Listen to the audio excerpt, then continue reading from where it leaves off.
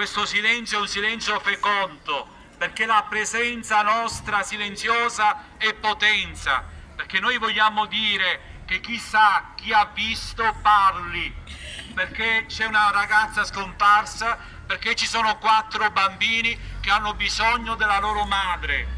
È iniziata con queste parole pronunciate da Don Marco Damanti, parroco della Chiesa Santi Apostoli Pietro e Paolo di Favara, che ha organizzato, assieme alla comunità ecclesiale e al Consiglio pastorale cittadino, la Marcia per Jessica.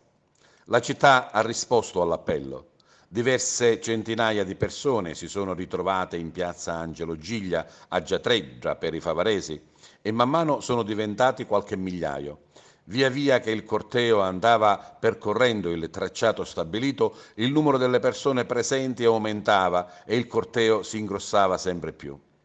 In testa i parroci e il consiglio pastorale cittadino, organizzatori della marcia, con loro le massime istituzioni cittadine, la sindaca Anna Alba e la sua giunta, il presidente del consiglio comunale Salvatore Dinaro e diversi consiglieri ed esponenti politici, il tenente dei carabinieri Giovanni Casamassima, il comandante della polizia municipale Gaetano Raia, esponenti del mondo culturale e dell'associazionismo e soprattutto loro, i cittadini, che alcuni mass media nazionali ingiustamente definiscono omertosi. In tantissimi, interi nuclei familiari per essere vicini alla famiglia di Jessica e soprattutto ai suoi 4 bambini.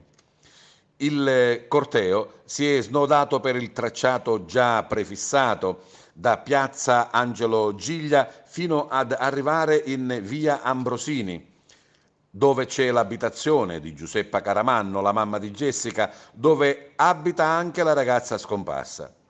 Il silenzio, dicevamo, è stato l'elemento dominante della marcia, così come richiesto dalla Chiesa, ma è stato un silenzio assordante che vuole scardinare quel residuo di omertà e invitare chi eventualmente sa qualcosa a rivelarlo. A ringraziare tutti a nome dei familiari di Jessica è stato ancora Don Marco Damanti. Ecco, a nome della famiglia dico grazie a tutti, alle istituzioni, i militari che stanno lavorando tantissimo e veramente sono fondamentali, alle istituzioni civili, al sindaco, ai consiglieri, alla giunta comunale, ai miei confratelli sacerdoti, a tutto il popolo di Dio, a tutti voi presenti. Siamo partiti che eravamo pochi, invece siamo ora un fiume e questo dimostra quando veramente siamo forti e solidali e vogliamo gridare il senso di giustizia.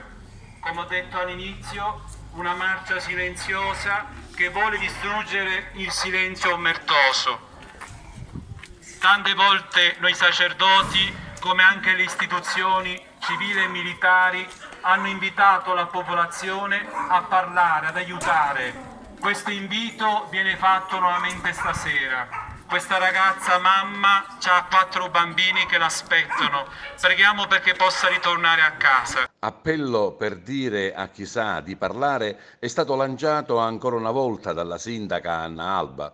Appello rilanciato anche dal convivente della ragazza scomparsa, Filippo Russotto, con in braccio uno dei figli avuti con Jessica.